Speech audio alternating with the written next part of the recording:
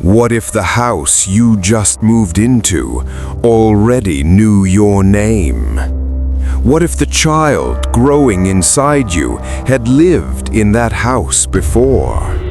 And what if the tree in your garden was hiding a 50-year-old secret buried alive? Stay till the end, because this story will change how you think about déjà vu. The House from a Past Life. Part 1. The Storm. Midnight. The hills of a quiet mountain town were swallowed by a violent storm. No rain, just wind. A howling, furious wind, as if the sky itself was screaming. Rajni was in labor. Mukul ran toward the car, his heart pounding. He carefully helped Rajni into the passenger seat, jumped behind the wheel, turned the key. Crack! Boom! The massive peepal tree in their courtyard snapped at its roots and crashed to the ground. Mukul's mother gasped, her hands trembling. This is a bad omen. A peepal tree falling is never a good sign. Mukul swallowed his fear. There's no time for omens, Mom. Rajni needs a hospital, now. Part 2. 5 years of waiting. 5 years earlier, Rajni and Mukul were the perfect couple. Educated, ambitious, in love. They had everything except the one thing they wanted most: a child. Every test came back normal. Every report was clean. But month after month, the answer remained the same: no. Their doctor finally sat them down. Medically, there's nothing wrong with either of you, but sometimes the mind blocks what the body is ready for. Stress, especially in working couples, can silently prevent conception. She leaned forward gently. My honest advice: take a long break, go somewhere peaceful, and Rajni, consider taking a leave from your job. A child needs its mother present, not just physically, but emotionally. Part 3. The Decision. On the drive home, both of them sat in silence. Finally, Mukul spoke. Rajni, if you quit your job, our EMIs, our expenses, I can't cover everything alone. Rajni looked out the window. Mukul, why are we working so hard? For our future children, right? But what if we miss the chance to have them at all? She turned to him face to face. I've made my mind. I'm resigning for 5 years, and I've already researched. You can apply for a transfer to the Pune office. 3 days remote from Lonavala, 3 days in Pune. We shift there. We start over. We breathe. Mukul looked at her for a long moment. Then slowly, he nodded. Part 4. The Bungalow. Lonavala welcomed them like a forgotten dream. They rented a small apartment, simple, comfortable, enough. But every single day, Rajni walked past a different house, an old bungalow, isolated, grand, surrounded by a wild, overgrown garden that somehow made it more beautiful, not less. Every time she passed it, something stirred inside her chest. Not curiosity, something deeper, something older. She told Mukul about it. Rajni, a bungalow like that will cost a fortune to rent. We can't afford it. But the bungalow kept calling her. One night, during a late walk, she tripped on a loose stone right in front of its iron gate. Careful, child. Are you hurt? An elderly man appeared from the shadows and helped her up. His name was Mr. Shah, and the bungalow, it was his. Part 5. An offer too good to be true.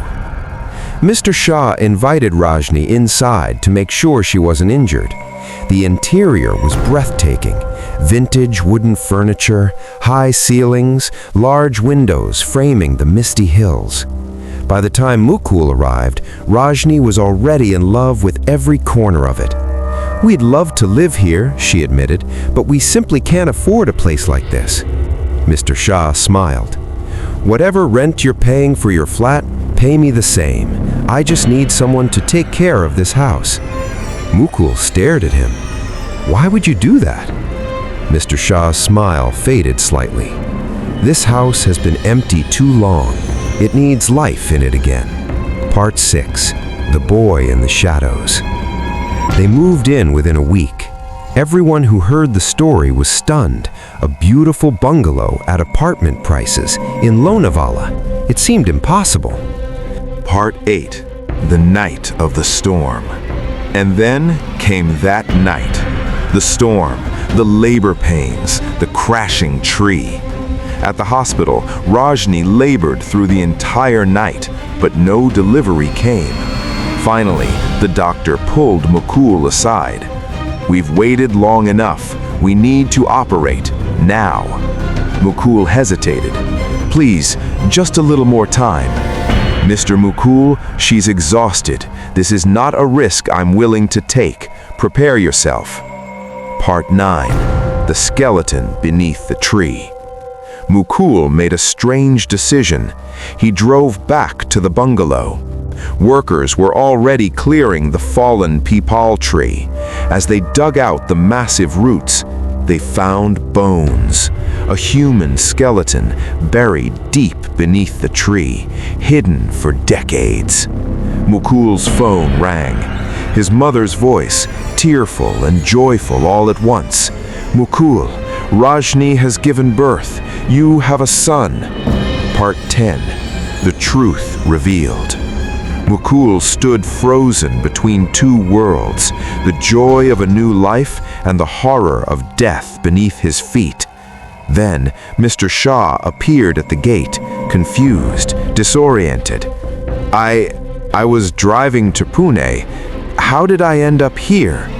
Before Mukul could answer, the bungalow's old caretaker stepped forward. His voice was low, ancient, not quite right. "You didn't come here, brother. You were brought here." The air went still. "You were my stepbrother. Father left this land to me, but you killed me. You buried me under this tree and stole everything." Mr. Shah's face went pale. "This house was mine. It will return to its rightful owner. Sign it over to Rajni now." Part 11. Justice. Mr. Shah confessed everything to the police that same morning. The decades-old murder, the stolen property, Part 8. The Night of the Storm. And then came that night.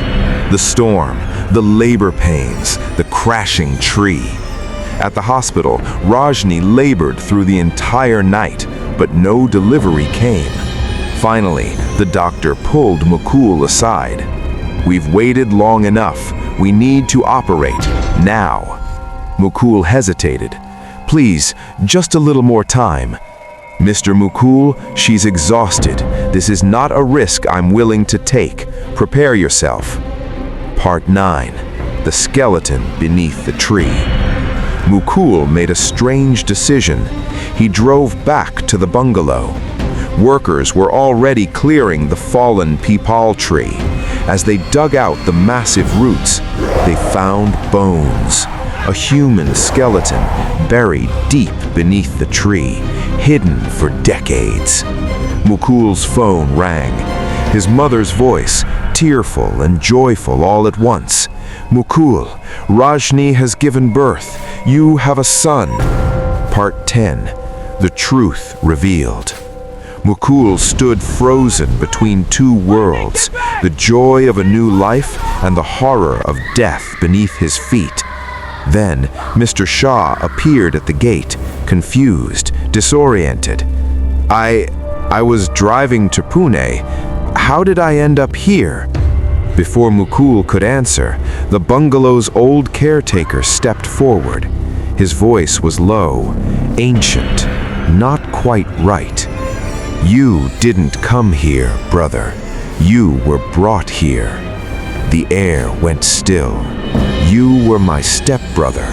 Father left this land to me, but you killed me. You buried me."